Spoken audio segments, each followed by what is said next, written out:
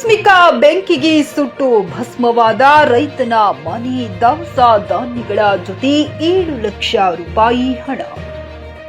ಪರಿಹಾರಕ್ಕಾಗಿ ಅಂಗಲಾಚುತ್ತಿರುವ ಬಡ ಕುಟುಂಬಸ್ಥರು.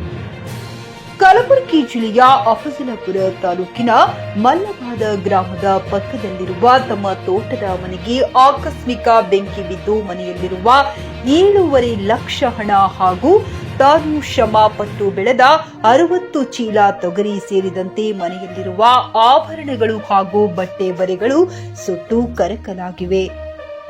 ಮಲ್ಲಬಾದ ಗ್ರಾಮದ ರೈತ ಕರೆಪ್ಪ ಶಿವಪ್ಪ ಚಾಂದಕಾವಟೆ ಅವರು ತಮ್ಮ ಜಮೀನಿನಲ್ಲಿ ಮನೆ ಮಾಡಿಕೊಂಡು ಜೀವನ ಮಾಡುತ್ತಿದ್ದು, ಮಧ್ಯಾಹ್ನ ಮನೆಯಲ್ಲಿ ಎಲ್ಲರೂ ಕೆಲಸಕ್ಕೆ ತೆರಳಿದ ಸಂದರ್ಭದಲ್ಲಿ ಆಕಸ್ಮಿಕ ಬೆಂಕಿ ತಗುಲಿ ಮನೆ ಸುಟ್ಟು ಕರಕಲಾಗಿದೆ.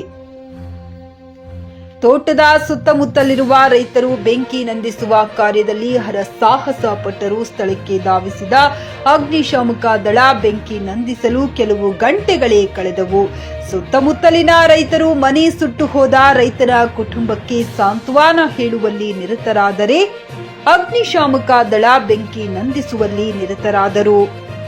ಸ್ಥಳಕ್ಕೆ ಧಾವಿಸಿದ ಮಾಜಿ ಜಿಲ್ಲಾ ಪಂಚಾಯತ್ ಸದಸ್ಯ ಭೀರಣ್ಣ ಕಲ್ಲೂರ, ಬಡತನದಲ್ಲಿ ಜೀವನ ಸಾಗಿಸುತ್ತಿರುವ ರೈತ ಕರೆಪ್ಪ ಚಾಂದಕವಟಿ ಇತ್ತೀಚೆಗೆ ತಮ್ಮ ಜಮೀನು ಮಾರಿದ ಹಣವನ್ನ ಮನೆಯಲ್ಲಿ ಇಟ್ಟಿದ್ದು ಸುಮಾರು 7.5 ಲಕ್ಷ ರೂಪಾಯಿ ಹಣ ಹಾಗೂ 60 ಮೂಟೆ ತೊಗರಿ ಸೇರಿದಂತೆ ಬಂಗಾರದ ಆಭರಣಗಳು, ದವಸ ಧಾನ್ಯಗಳು ಸುಟ್ಟು ಭಸ್ಮವಾಗಿವೆ.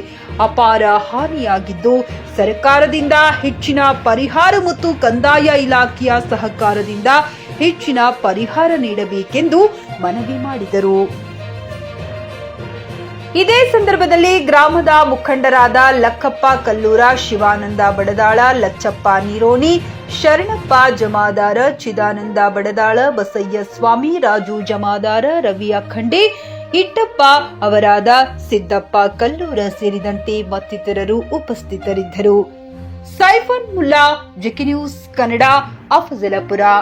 ಅವಘಡ ಆಗಿ ಸಾಕಷ್ಟು ತೊಗರಿ ಮತ್ತು ಹಣ ಯಾಕಂದ್ರೆ ವರ್ಷಾನುಗಟ್ಟಲೆ ಬೆಳೆದು ಇವತ್ತಿನ ರೈತ ಬೆಂಕಿಯಲ್ಲಿ ಆಹುತಿ ಆಗಿರ್ತಕ್ಕಂಥದ್ದು ಭಾಳ ದುರದೃಷ್ಟಕರ, ಭಾಳ ನೋವಿನ ಸಂಗತಿ ಆಗಿದೆ.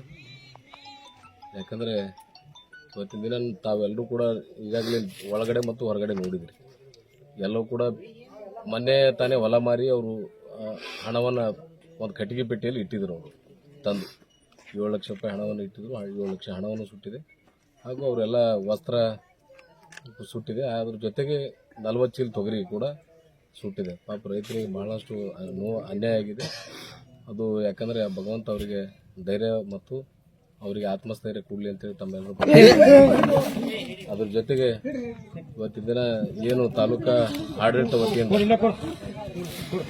ವತಿಯಿಂದ ಏನು ಪರಿಹಾರ ಬರಬೇಕು, ಹೆಚ್ಚಿನ ರೀತಿಯಿಂದ ಪರಿಹಾರ ಒದಗಿಸೋದ್ರೊಂದಿಗೆ ಈಗಾಗಲೇ ನಮ್ಮ VA ಅವರು ಗ್ರಾಮ ಲೆಕ್ಕಾಧಿಕಾರಿಗಳು ಬಂದಿದ್ದಾರೆ. ಅವ್ರಿಗೂ ಕೂಡ ನೋಡಿದ್ದಾರೆ. ಯಾಕಂದರೆ ಫೈರ್ದವ್ರು ಬಂದು ಏನಪ್ಪ ಅಂದರೆ ಇದು ಆರಿಸಿ ಏನಪ್ಪ ಅಂದರೆ ಒಳ್ಳೆ ರೀತಿಯಿಂದ ಅನುಕೂಲ ಮಾಡಿಕೊಟ್ರೆ ಇನ್ನೂ ದೊಡ್ಡ ಅವಘಡ ಆಗ್ತಿತ್ತು. ಇದರಲ್ಲಿ ಭಾಳಷ್ಟು ತೊಗರಿ ಇದೆ, ಇನ್ನೂ 50 ಚೀಲ ತೊಗರಿ ಇದೆ. ಅದು ಭಾಳಷ್ಟು ಜನ ಸೇರಿಕೊಂಡು ಏನಪ್ಪ ಅಂದರೆ ಅದನ್ನು ಉಳಿಸಿದ್ದಾರೆ ಮತ್ತು ಎಲ್ಲ ಜನ ಸೇರಿ ಏನಪ್ಪ ಅಂದರೆ ಹೆಚ್ಚಿನ ಒಂದು ದೊಡ್ಡ ಅನಾಹುತವನ್ನು ತಪ್ಪಿಸಿದ್ದಾರೆ. ಅವ್ರಿಗೆಲ್ಲರೂ ಕೂಡ ಧನ್ಯವಾದಗಳನ್ನು ಹೇಳ್ತೀನಿ. ಮತ್ತು ನಮ್ಮ VA ಅವರು ಕೂಡ ಈಗಾಗಲೇ ತನಿಖೆ ಮಾಡಿದ್ದಾರೆ.